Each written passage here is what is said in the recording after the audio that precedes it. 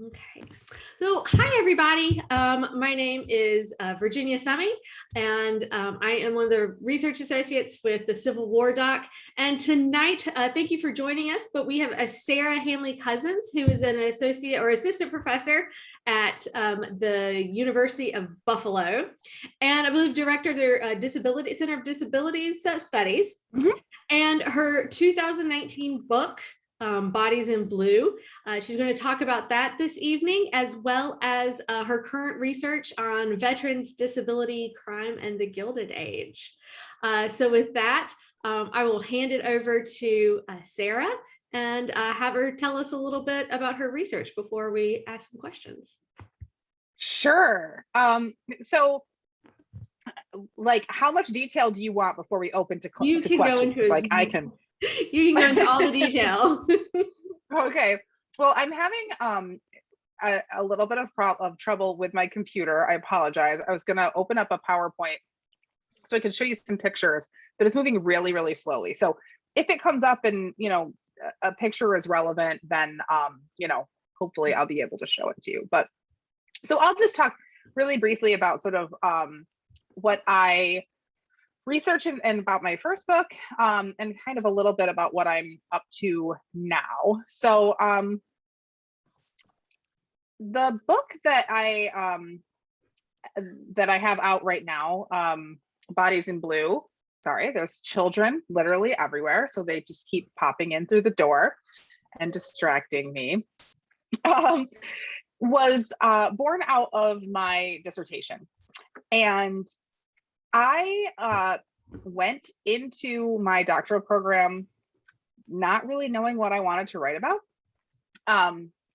which is not like, I don't really recommend that.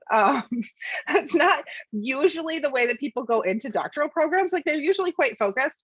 All I really knew was what I had really always known, which is that I wanted to study the Civil War. And other than that, I wasn't really sure what my focus would be. I knew that I was really interested in masculinity, and I had studied masculinity before, and I'd written my master's thesis on some aspects of masculinity, and my undergraduate thesis as well. But I wasn't really sure what that would look like going into a dissertation. And so I kind of went into it really open to, to whatever direction I sort of ended up going into, which, I think in a way maybe added some time to the journey, but in a way that ended up being really good for me. I think it was a really fruitful journey, because I didn't have sort of preconceived notions. I just was open to exploring stuff. And so as part of my breadth requirements while I was in my PhD program, I decided to take a class on, I think it was, disability and medicine or something along those lines. And I had never taken a history of medicine class before. It was not something that was offered at all at my undergraduate school, which was like 400 students max. So there was like 12 history majors. Like, it was very tiny. And so the offerings, while the classes were very good, were not extremely varied. So I had never studied medicine. I had no idea really even that there was a history of medicine or that there was a history of disability at all. And so I took this class, and it just really opened my eyes. I was just so fascinated right away. And I knew, okay, I might not know exactly what this thing is going to be about, but I know that it has to have something to do with the Civil War and medicine. So my advisor said, well, I don't think there's a lot written on amputation. Maybe that would be interesting, because she knew that I liked sort of, I don't know, offbeat, violent sort of topics. So I said, okay, I'll see what I can do with that. And so I started to kind of poke around a little bit. And I decided that what I really kind of wanted to know more about was, this war creates hundreds of thousands of wounded men, people, really, if you take into consideration freed people, hundreds and hundreds of thousands of people who are coming out of this conflict in one way or another with some kind of physical and psychological damage. And yet we don't really ever talk about that. At least I hadn't ever read anything about that in my many years of studying the war up until that point. So I thought, okay, I want to know about this. And so I started reading what was out there on disability and, on amputation specifically. And all of a sudden I got to kind of a point in my early readings and I thought, wait a minute, everything that's written on disability in the Civil War is actually just about amputation. Like there isn't anything else. Like I was thinking, amputation is this understudied thing. And then I kind of went into the reading and I found that that is really not the case. There's certainly more that we could learn about it and more about the experiences of people who underwent amputation, of course, but really everything that has been written that is supposedly about disability is actually just about amputation.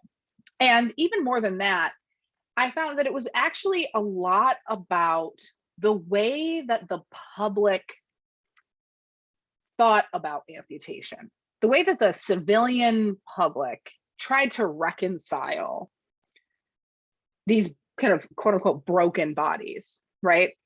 Especially when you think about soldiers going in being kind of the epitome of manhood, and these ideas that war perfects men and makes them more masculine. It's a kind of that process of boy to man, right? That kind of coming of age process. And then at the end of the war, when you have soldiers who are coming out who are kind of undone by the war physically, a lot of the scholarship was really about that, about how civilians tried to make sense of that. And there were lots of different ways that scholars had thought about disability in that way. Some of them, there were some arguments that, disability, or not disability, that amputation and depictions of amputation are sort of ways that people could talk about reconciliation. Rebuilding the body was a way of kind of rebuilding the United States and bringing people back together. And other people thought about it more in terms of sacrifice, how committed these soldiers were that they were willing to sacrifice this much, right? And kind of a consensus grew that said that amputation was, symbolically very important, that it was very important to the soldiers, who, sort of universally were proud of their sacrifices. And, in some, there's like a really schlocky, in fact, now that my PowerPoint has opened, I can actually maybe show this to you. Oh, no, I can't, never mind. It says I don't have any screen sharing power. I can change that. Hold on just a second. Thank you.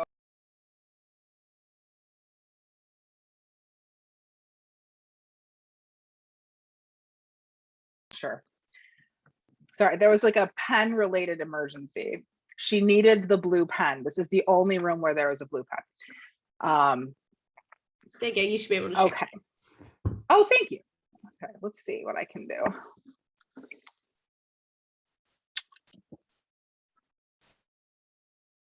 Can you all see that? I'm going to show it in like the chintziest possible way here. I should like open it up and make it look nice, but we're good. So this is one of the poems that always kind of stood out to me. That kind of exemplifies what I'm talking about, the ways that disabled soldiers were depicted in popular media, right? And there's this really schlocky 19th century poem about this veteran who's like peddling patent medicine on the village green, and all he can talk about as he's trying to sell his medicines, right? All he can talk about is the sacrifice that he's made of his arm, right?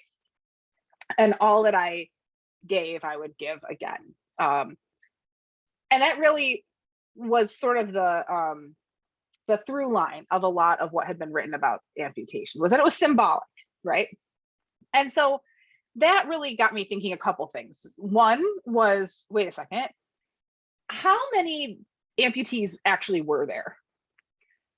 And how representative are they of disability writ large, right? There must be more kinds of disability. What were their experiences like?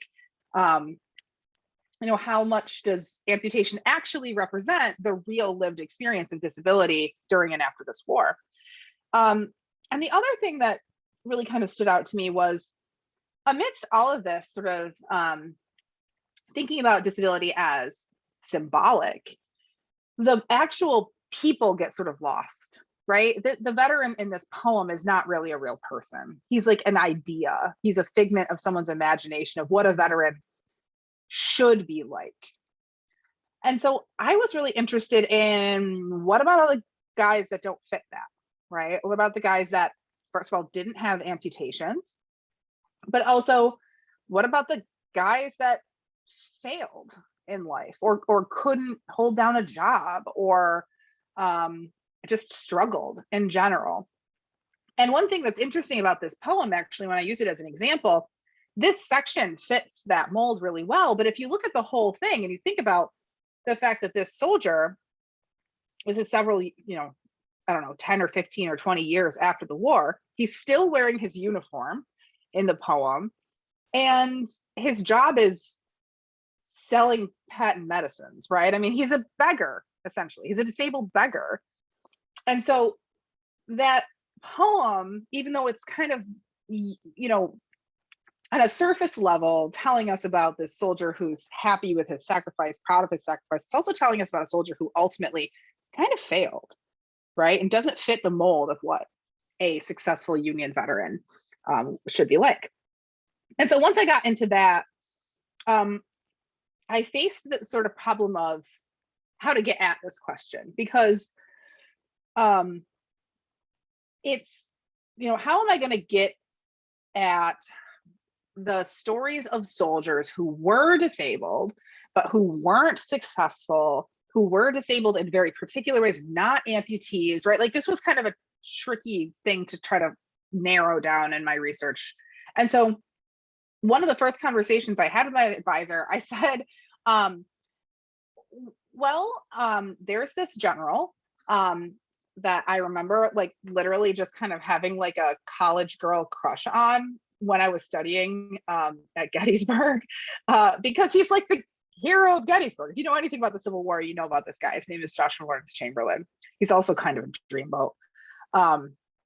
And I honestly, right in that moment, I was like, I really don't know anything about this, but I seem to recall someone at some point telling us when you're on some battlefield tour that he was wounded, but I know he wasn't an amputee. So, maybe there's something there about that. And like, that's all I knew. So I went and got a biography on Chamberlain, and I started pouring through it, and I found just enough to tell me that this wound did make an impact on his life. And so, sort of on a wing and a prayer, I drove up to Maine, to Brunswick, where he lived for most of his life, where he was a professor and then later president of Bowdoin College, and spent a lot of time just going through letters, trying to pull things out and try to reconstruct his relationship to his disability. So I'll tell you just really briefly what his disability was. He was shot in the hip. And I get this wrong every time, so I always have to refer to this. He was shot in the right hip, and it went through to his left, if I have that correct. The bullet, the mini ball, traveled through his body. This is kind of a mock-up of the trajectory of that wound put together by modern urologists. And it, as you can see, obviously imagine, it smashed through his hip bones, it cut through his urethra, it did extensive internal damage to his groin area, and ended up kind of lodging itself into his other hip. And he was pretty sure that he was dead. He laid down and thought, as any soldier would know, like, if you're shot in the middle, the chances are not great for you. And yet he didn't die overnight. And when he didn't die and the surgeons were kind of like, oh gosh, right, you're not dead, we got to do something with you, they were able to patch him up enough. Eventually he's taken to a larger hospital at Annapolis, where they're able to do some surgery on him, and he survives. However, and that's usually where the story on him stops, in biographies on him, because it's a grievous wound. But within about 6 months, he says it was 5 months. I think I say that it was 6 months. But within about 6 months, he's back in the field with the Fifth Corps, and he's present at Appomattox. He's one of the generals that presides over the passing of the armies, what he calls the passing of the armies after the surrender at Appomattox. And so that's usually where the story stops. And so I was interested in, a wound this impactful clearly could not have just resolved quickly, right? And so getting into his papers, I found that his wound seriously impacted the rest of his life. It impacted how he moved, how he stood, how long he could sit.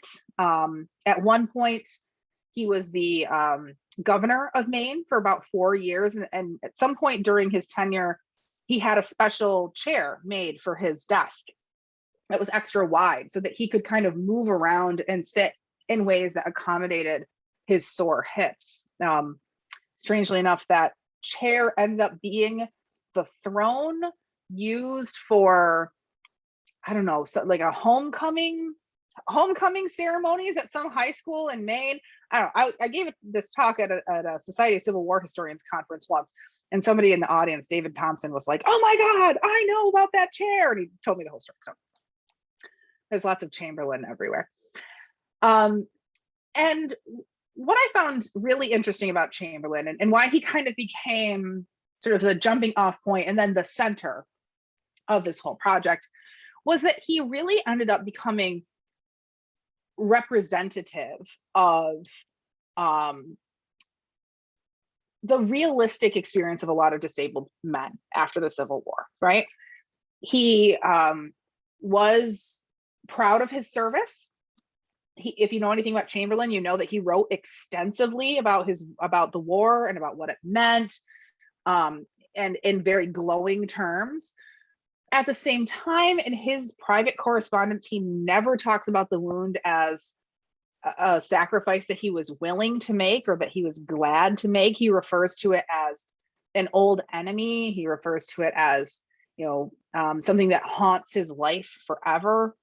It's pretty clear from correspondence with his wife that it was, if not the cause, a major contributing cause to their almost getting divorced in 1868.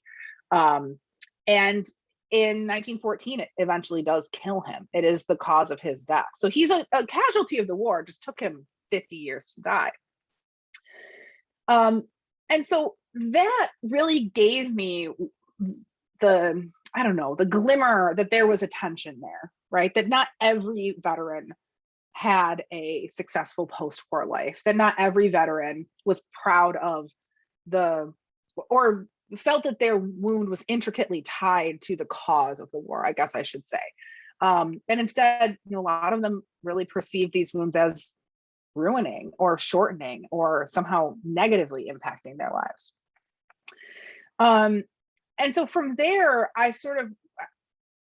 took the rest of the project, I took it on thematically. And so I looked at a variety of different ways that men experienced sort of being embodied in the military, trying to convey their experience of disablement or sickness to figures of authority, trying to prove to them that their disabilities were real and that they deserved compensation in the form of pensions, or that they deserved, time off to rest or time on sick leave or furlough or things like that. And then I also look at the ways, can I admit someone? It's asking me if I want to admit that. Karen. Yes, please do. Okay. I'm in charge now. And so, what was I talking about? Oh, I also wanted to look at the ways that authority figures sort of used disabled soldiers. You know, I already mentioned that historians have kind of used disabled soldiers as symbols, right? And people at the time did as well, but I kind of wanted to look at that even further. And one of the things that I really kind of focused on was the ways that, for instance, doctors used the bodies of disabled soldiers to help further the study of science and to further American medicine. And so, you know, kind of ghoulishly went out onto the battlefield and gathered up body parts and had them shipped in barrels of whiskey back to Washington, D.C. to be put into the Army Medical Museum. And this I found particularly fascinating because Shauna Devine's book had just come out, Learning from the Wounded, and she had a great chapter on the Army Medical Museum. And I sort of came at it from a very different direction, looking at the doctors as, you know, sort of, I don't know, exploiting is maybe too strong of a word, but taking advantage of the situation and how the disabled soldiers themselves sort of get lost in the process. And certainly issues of consent and ethics there as well. So that's kind of a broad overview. I should say at the very end of the book, I also have a chapter on soldiers who were institutionalized in 3 different institutions, 2 of them in New York State and 1 in Washington, D.C. The Government Asylum, or St. Elizabeth's, it's later called, and sort of their experience of what I call war trauma, what we might recognize as something akin to PTSD today. So it's a very thematic, but generally trying to kind of unearth the lived experience of disabled soldiers during the war. So what I'm working on now, in between children being home on quarantine, basically constantly, is something that I had tried to jam into what was supposed to be the last chapter of my dissertation, in which I had this harebrained scheme that I was going to look at physical wounds in the beginning of the dissertation, and then I was going to look at social wounds at the end. You know, these kind of big ideas about how soldiers couldn't reintegrate back into society and what it meant, and how like the fabric of society had been ripped and all these things. And my advisor was like, nope, get this out of here. And so it went. But like any good graduate student, I put that in its own folder and I said, maybe I will come back to this someday. And so I did. And that chapter, within that chapter, I was looking at a whole bunch of different ways that soldiers after the war became sort of problem children, right? The ways that they really did fit into the trope of bad veterans. Because, you know, today we think of the bad veteran, we very much think of like the Vietnam War, right? We think about like Lieutenant Dan from Forrest Gump, you know, veterans who can't reintegrate, are totally damaged by the war. I mean, Lieutenant Dan eventually, you know, pulls it together, but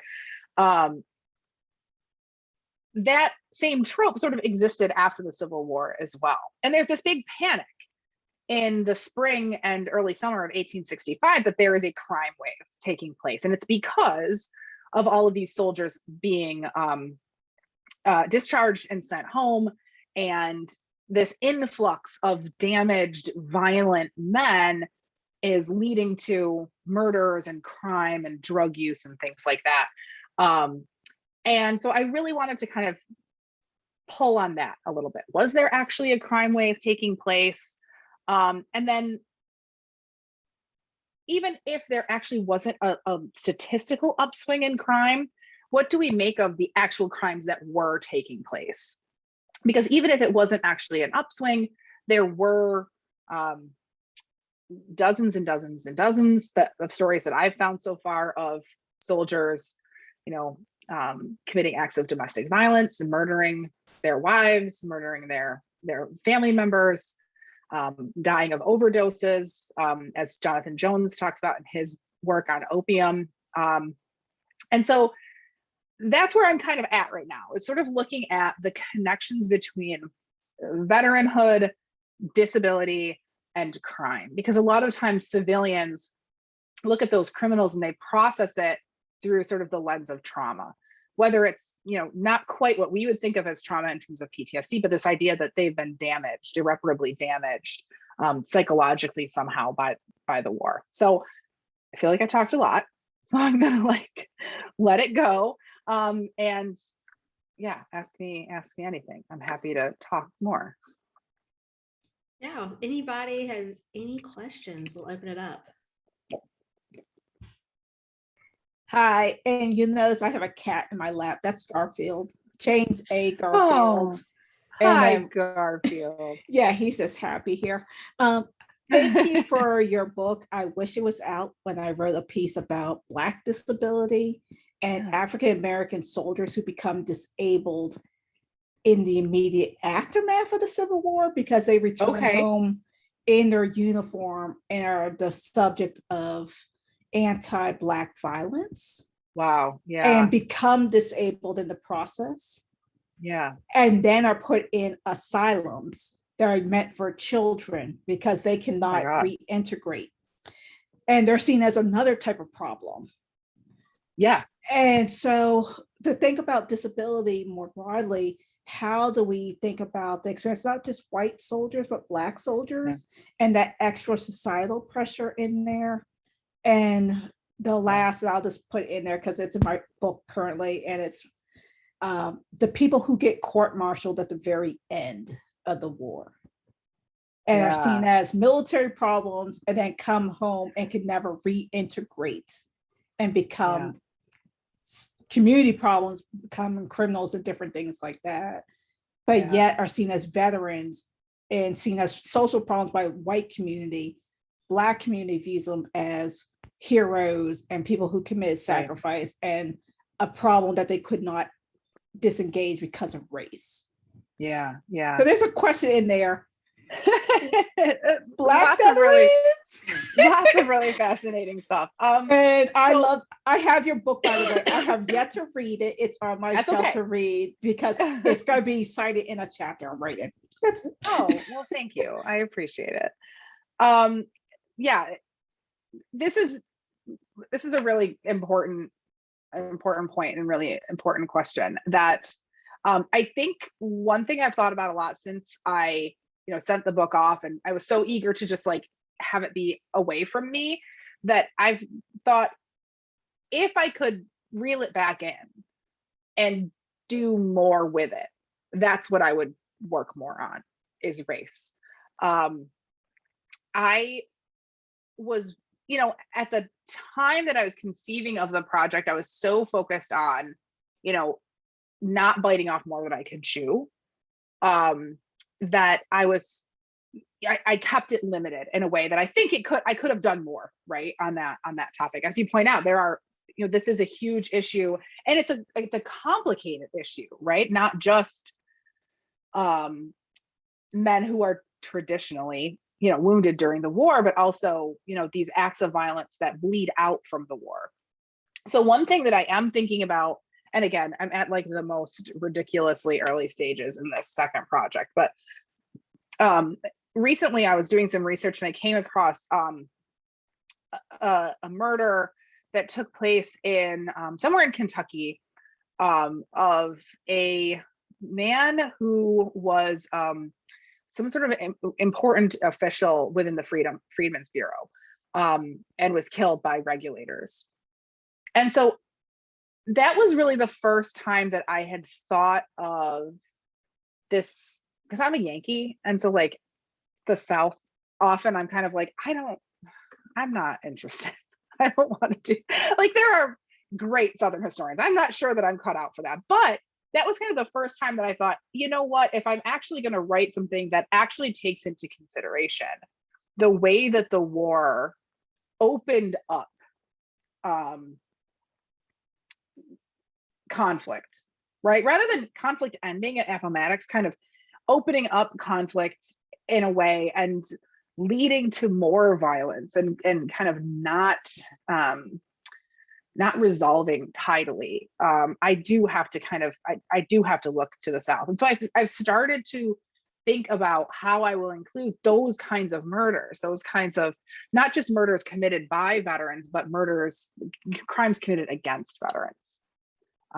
So I want to talk to you more about these. That's really fascinating. I will email you the Yes. the article and some of the sources that supported it. That would be fabulous.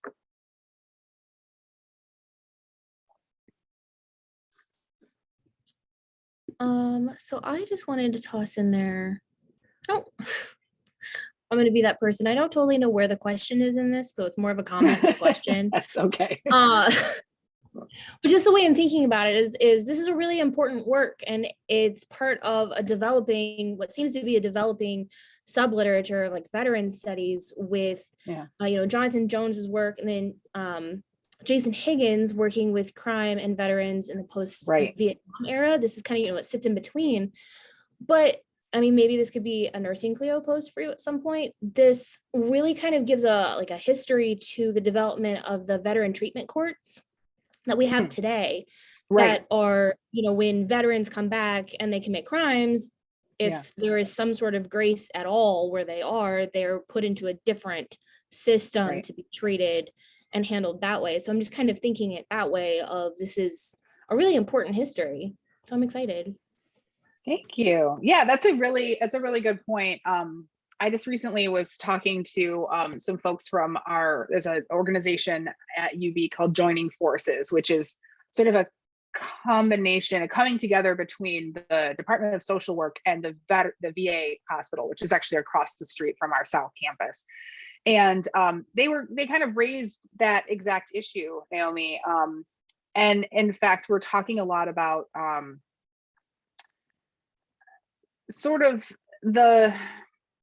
almost like the screening process of soldiers as they come into the Army, how often the military kind of relies upon the labor of men often who don't have anywhere else to go. And so people who are almost, it doesn't sound great, but predisposed to having difficulties when they leave the military. And so, there is, I find that after the Civil War, it's really complicated because there is such a split between sort of the ideal veteran who is really lauded and praised and, makes it into schlocky 19th century poetry, and then the veterans who are just completely written off to the point where they kind of linguistically are no longer even referred to as veterans. They talk about them as not even really being real soldiers. They were mercenaries, or they were malingerers, or they use different terminology for them, right? And so even though there are things not like those courts, but some kind of safety net in like the soldiers' homes, for instance, the soldiers' homes are kind of seen as not great either, right? Like they don't have a good reputation. They're not a great place to end up. And so it's kind of like a way to warehouse the different kind of institutionalization, Hillary, like you mentioned, kind of way of kind of getting these people out of the way. So there isn't a system that's exactly akin to that court system. But you're right, sort of preceding the similar issues that we have today. Yeah, Karen. Hi, I came in late. I apologize. We're having our graduate student forum this evening. So I came in a little bit late, but I'm curious, when you talk about soldiers' home, are you talking about Northern soldiers' homes or the U.S. Army soldier homes or Southern soldiers' homes? I was just referring to sort of the federal system. The federal system, okay. Yeah, the National Home for Disabled Volunteer Soldiers, right? The NHDVS. I know that there are some state by state as well in the South. Is that? Yeah, as far as I know. I have not done much research into them. Yeah, it was interesting because they separated them from women's homes. Yeah. they were scared in Raleigh in North Carolina that like they were going to sneak into each other's rooms. But yeah, but it's interesting because that was like, those were all state sponsored, which is different. Yeah. The national ones, and as far as I know, in New York State they had a similar system. I think it was a state home. There was a state home for soldiers, veterans specifically, and it had like a partner home that was for wives, because one of the problems that they ran into was that, there were veterans who couldn't get adequate support at home, or they couldn't stay in the household for whatever reason, and ended up, wanting to go into soldiers' homes, but they were married and they wouldn't allow couples. And so they kind of had, in some cases, not everywhere, but I know in New York State, there's at least one where they had sort of like a home for the wives next door, which is really strange. I was in the New York State archives, and the archivist was like, I really want you to do research into these. And I was like, oh my gosh, that sounds like a mess. I don't know. It is a mess. I mean, some state, Mississippi had both. Men and women were at the same place. But North Carolina had two separate homes, had one in Raleigh, one in Fayetteville, North Carolina for women. Texas had two separate homes. Now, it's interesting. It's an interesting, that whole phenomenon is interesting, but I know that's not what we're talking about, so I'll step out. No, that's fine. This again, it sounds strange, but one of the things that I decided at the beginning of the project was that I didn't want to look at soldiers' homes. And partly that was because I felt like there was a lot of work already on them. And it's not, you didn't necessarily have to be disabled to get into them, right? You could, again, this could fall into the social wounds chapter that died. These men who couldn't reintegrate and had to, just be indigent, exactly. And so, men who failed, right, after the war. And so I really wanted to sort of keep my sights on the experiences of men who survived and tried to go back into their own lives. And I knew of a few people who were doing work on soldiers' homes specifically. And so I was like, okay, I'm going to try to like, knowing that there's this like beautiful treasure trove of records that is the soldiers' homes records. I don't know why I was like, no, I will not look at those nice digitized records. I'll make my life more difficult. Leah.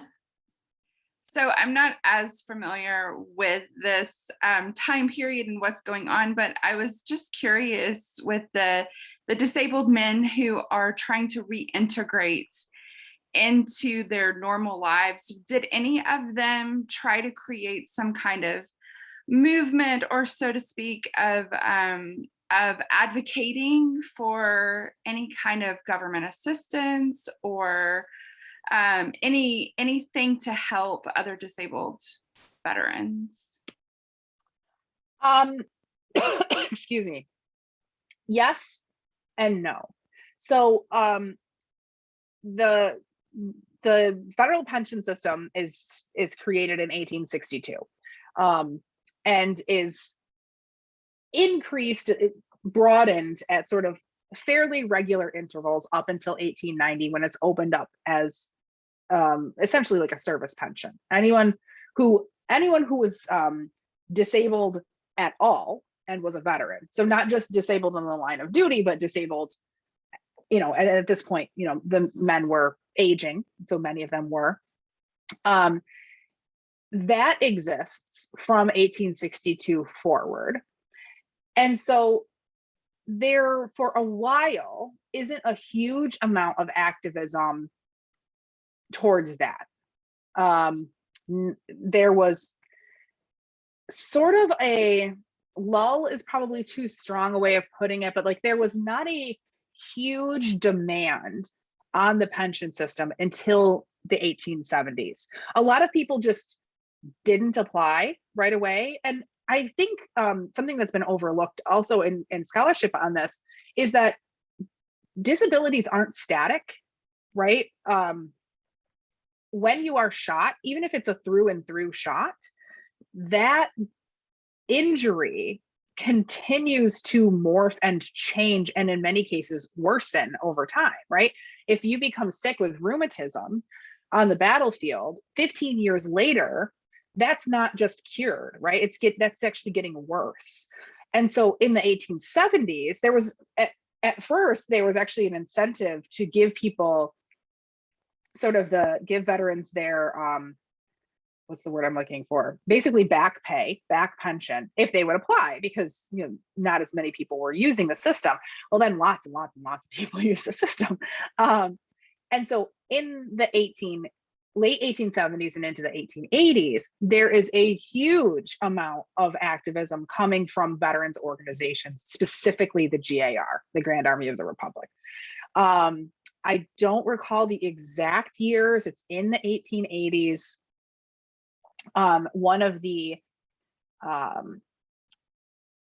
directors, superintendent or something of the pension system, the pension bureau, was a double amputee, Union veteran.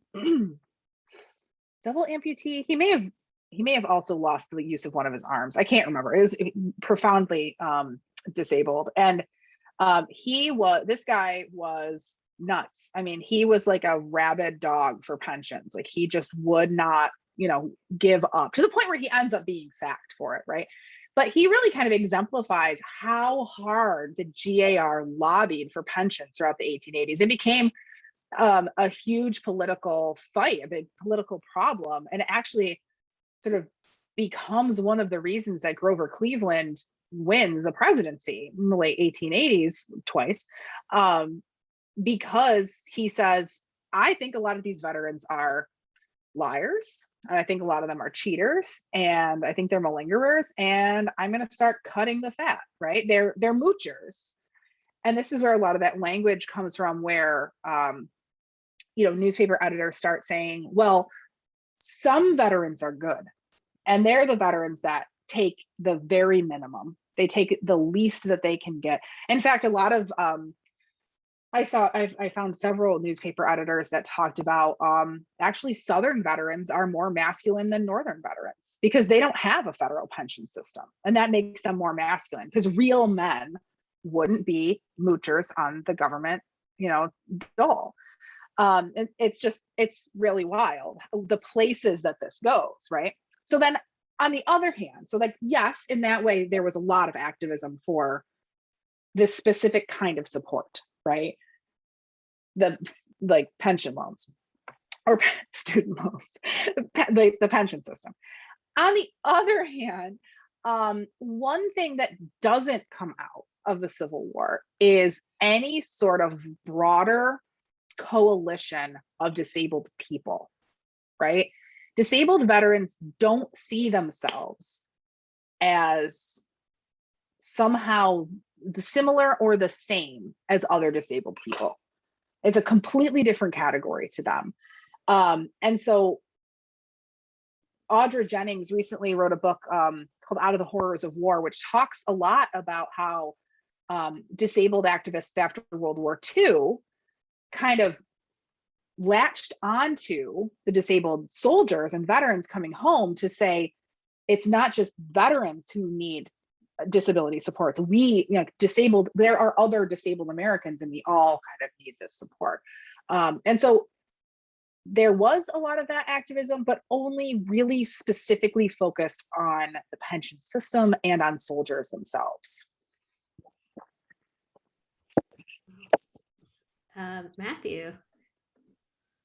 Hey, I think probably because we're in a pandemic, I'm really fascinated with this idea of illness and disability, and wanted to see if you could talk about that, given that the scale of people who were impacted by illness during the war was even larger than folks who were physically injured.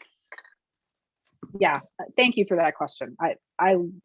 This is another thing that it's another project.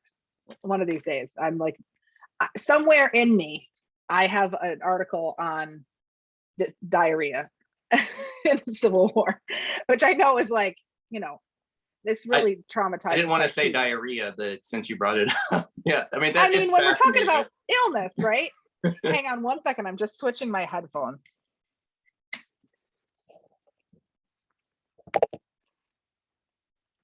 Okay. Did that work? Can you hear me? Yeah. Okay. Good. So. And it came not from the Civil War side of the subject, but from the. Hold on.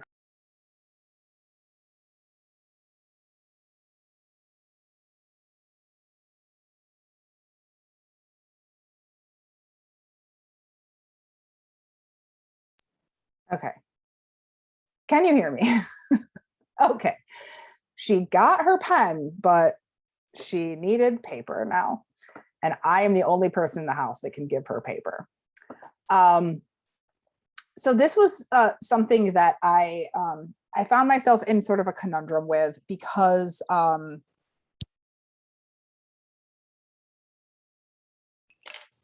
in disability studies and disability history, this is a little complicated because not all scholars believe that illness constitutes a disability. Because many illnesses, not all, but many illnesses can be adequately treated. They are, some of them are quote unquote curable.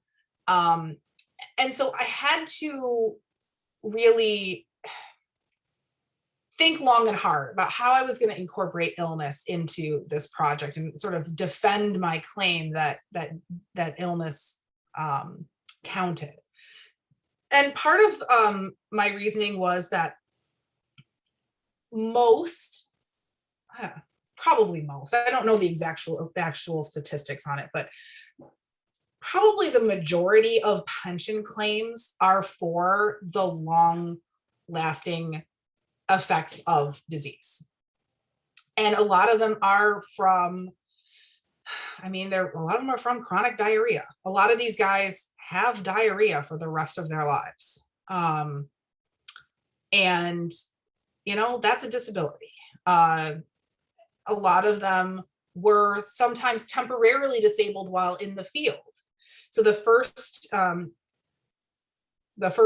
chapter of the book, I talk about soldiers who were temporarily sort of unable to fulfill their duties, right? And ended up being court-martialed because they somehow fell down on the job, right? Speaking of diarrhea, I have a story about a guy who left his post because he had to go to the bathroom and he was court-martialed for it. And so I think that I think there's a lot more there to do. I think that there are a lot more projects on how illness affected, for instance, the troop strength. When you have a huge outbreak of typhoid or dysentery or something, that's a huge problem. The majority of soldiers who were put into the invalid corps were put there because they were invalided out for chronic disease. And so I think that there's a lot more to be done on understanding the huge impact of disease on the war. But it's not the thing that grabs people's attention, right? It's the amputees that grab the attention because it's visible, because it's obvious. And it's, just like when I teach a class where I assign a whole bunch of readings on diarrhea to my students, and they are just, by the end of it, they're like, I had absolutely no idea that I would talk about diarrhea this much in a history class. But it's the reason I do it because it's so hugely impactful even today, right? We read a chapter from Mary Roach's book Grunt, where she talks about the huge resources that go into military research on how to prevent diarrhea. Because if you're in a standoff in Kabul and you have to take a shit, like, that's a major problem, right?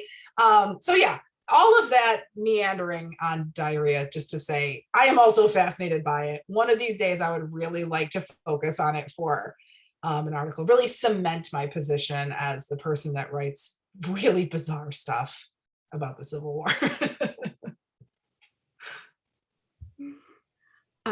This is interesting. My both of my uncles are Vietnam vets, and one of them had half of his stomach removed after the war from ulcers, Oh and my God. also probably has not had a solid poop since. Yeah. The other one, the other one has Parkinson's disease from Agent Orange, and so he will die as a result of the Vietnam War, 50 years later. Yeah. But that is, I was wondering, and also now that we see both of them 50 years later, and we realize that they have had some significant mental health issues. In your work, has there been, did this change the nature of how we study mental health, or how they studied mental health, or how they treated mental health at the time? Did the impact of the war change the way that doctors approach mental health? Yes, sorry. Okay. Yes, No. I didn't think so, but Not really. Again, going into the project, I expected to see lots of physicians talking about explicitly the things that we recognize as post-traumatic stress disorder. And I was really influenced by Eric Dean's book, Shook Over Hell, which compares the experiences of Vietnam veterans diagnosed with PTSD with the patient records of Civil War veterans who were institutionalized, and compares the symptoms. And there really is, it's really striking how those symptoms line up. And so I kind of expected, if I got into those patient records, I would see a lot of doctors saying, well, he has these 5 symptoms and it all started in 1863. Clearly it's because of the war, right? But the reality is they often made the doctors, when they were writing in the patient case files, doctors often noted that they were veterans. Usually I was able to tell that they were veterans from their patient case files, not from the doctor's notes, but usually there was an additional note at the top of their record that had their unit number, because they were getting pensions. And so the institution had to process the pension, and they had to apply for gravestones when they died in the institution because the federal government paid for it. That was often the only indication that I found that they were even soldiers.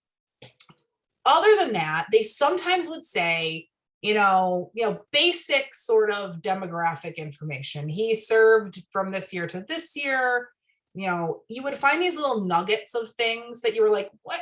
Why aren't you making a bigger deal out of this? There's a guy who both he and his brother say, well, he was perfectly healthy, but then he got hit in the head with, shrapnel.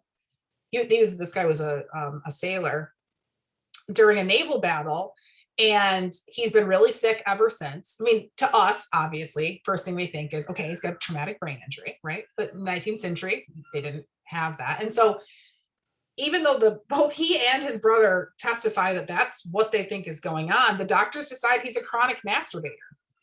And they put blistering plasters all over his penis so he can't touch it anymore. I mean, he can touch it, but it hurts a lot. See, I'm very popular when I give talks. There's lots of diarrhea, lots of sad penises. There's a lot. So no, it doesn't really change much in the way that budding psychologists think about how mental illnesses can be caused by environmental factors. In other words, like a traumatizing experience or something along those lines.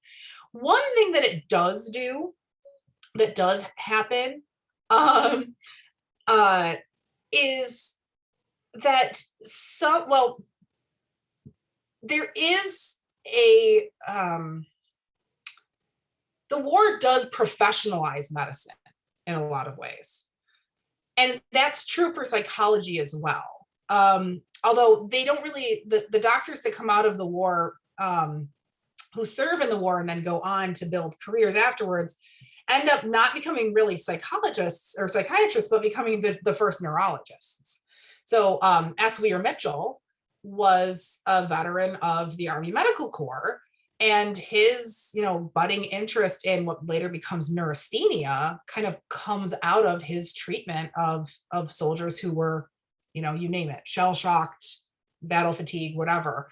And so there's some kernels of it there, right? But for the majority of soldiers, when they went into institutions, they were institutionalized because they could not live at home anymore. Their wives couldn't take it. They were, a lot of them were, being abused or, just were fed up. One poor woman talks about how she'll be here, dig the garden, plant these carrot seeds while I'm doing the laundry. And then she'll come back and the guy's he's dug up the whole yard and he's ranting and raving. She's like, get out of my house. I can't do this with you anymore.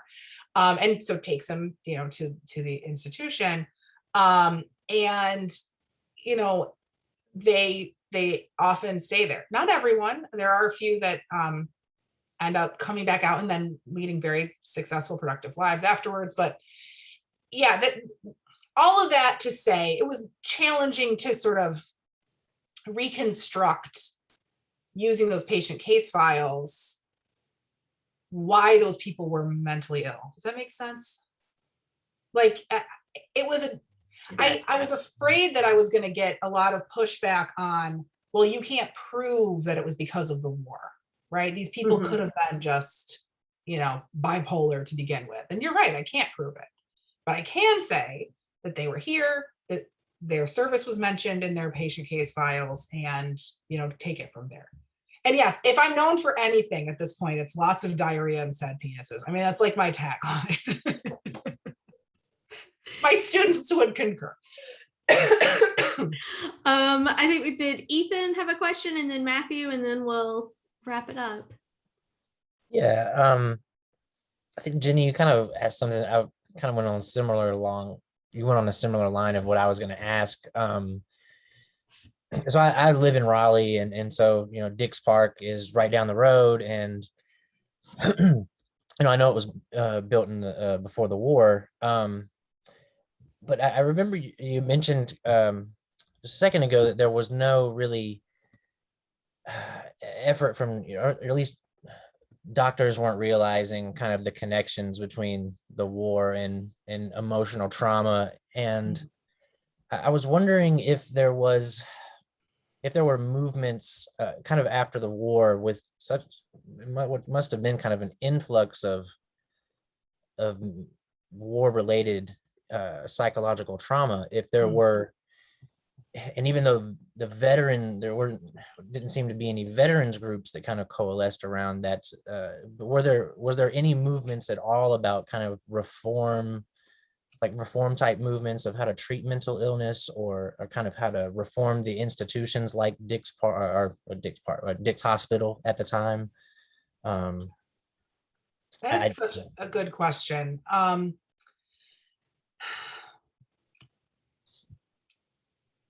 Not really. Not that I encountered. I think that one, like we were talking about before, the National Homes for Disabled Volunteer Soldiers, the federal system anyway, was kind of like the first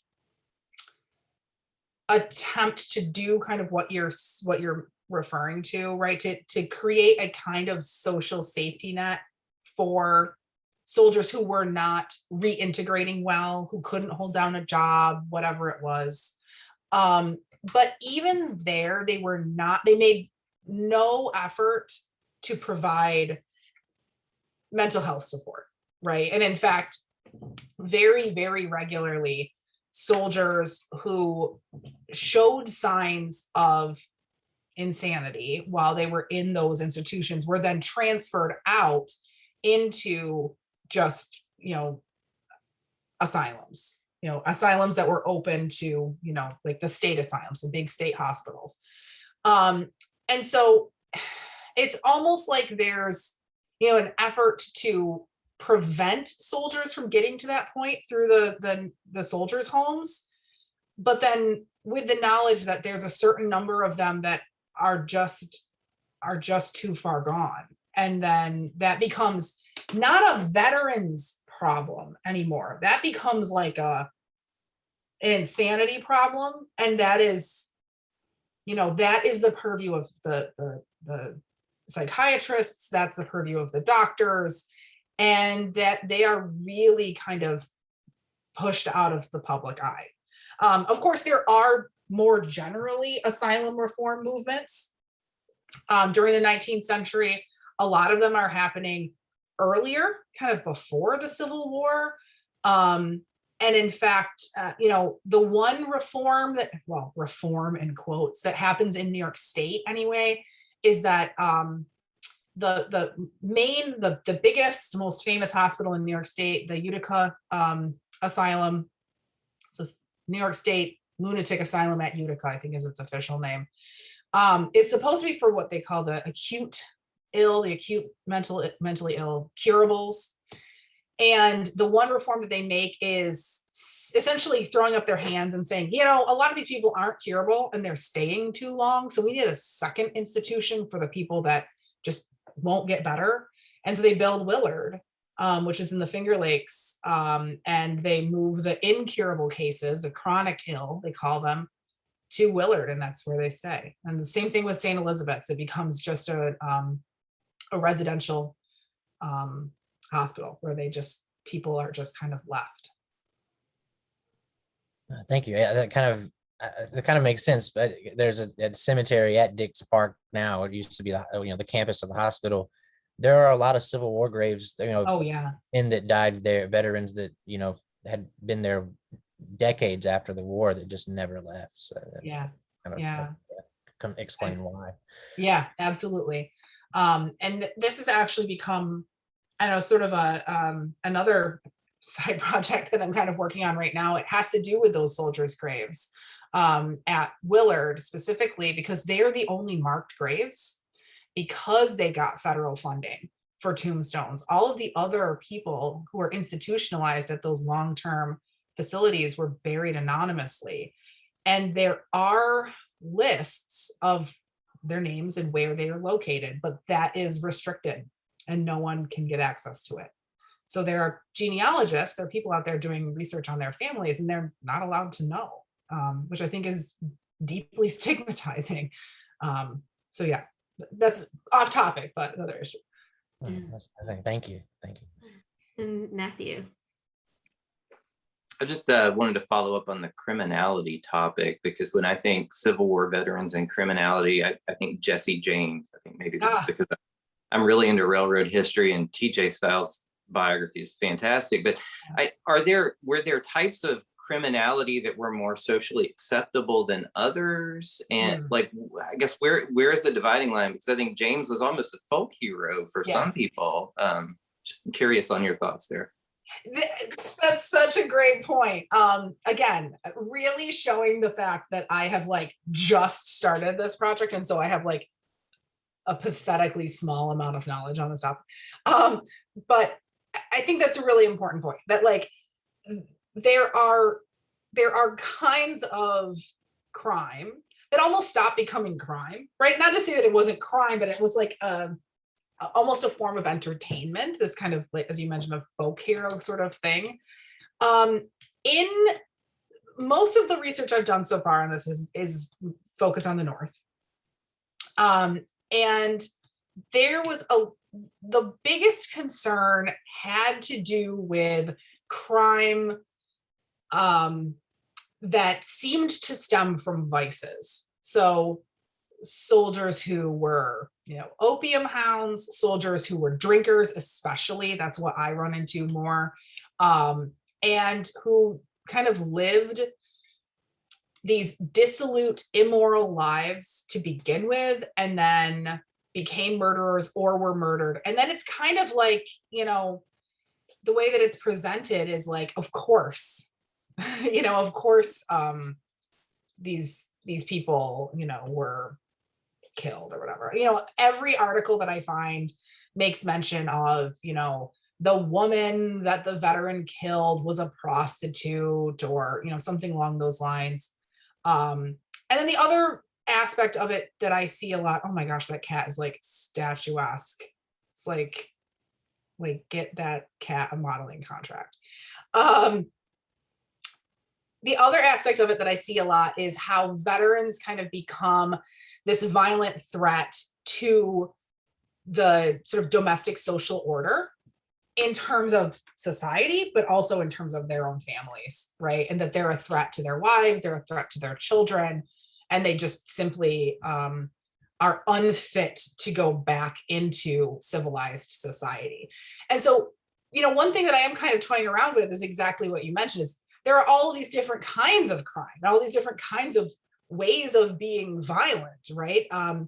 And so, how does that play out regionally, in terms of class, in terms of race? How do civilians try to make sense of that? The sort of straight-laced Yankees are very, clutching their pearls about it, but, in other places, it's almost seen more as kind of the way life is after the upheaval of the war. So. Okay. Well, this has been fascinating and so interesting. We get, Joshua Lawrence Chamberlain's urethra, the whole, the whole shebang. Yeah, here I am to tell you more than you ever wanted to know about Civil War penises. Speaking of dead penises. So, but thank you so very much for joining us. Thank you for having me. Yeah, we've had a great time this evening, and everybody join us in 2 weeks. We will have UNC Greensboro's, yay Spartans. Sorry. Warren Miltier talking about free people of color in the South, which will be very interesting. And so, yes, so thank you again, Sarah, so much. We really appreciate it. Thanks for having me. Thanks. It was really fun. Thanks for your great questions. Thanks. Have a good night, everybody.